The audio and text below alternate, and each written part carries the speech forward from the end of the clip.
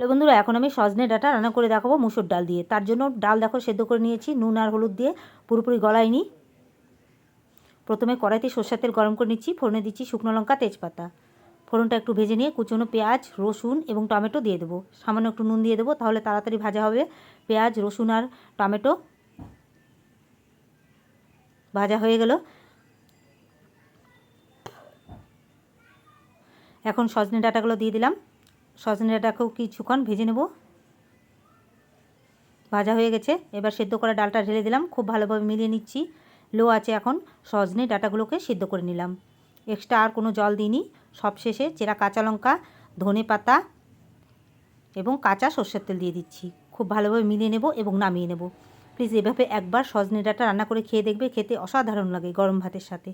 যদি ভালো লাগে তাহলে একটা লাইক, শেয়ার, কমেন্ট এবং সাবস্ক্রাইব ও ভালোবাসা দিয়ে পাশে থেকো। আমিও সবার পাশে আছি সব সময়। ভালো থেকো সবাই, সুস্থ থেকো। টাটা, পরের ভিডিওতে আবার দেখা হবে।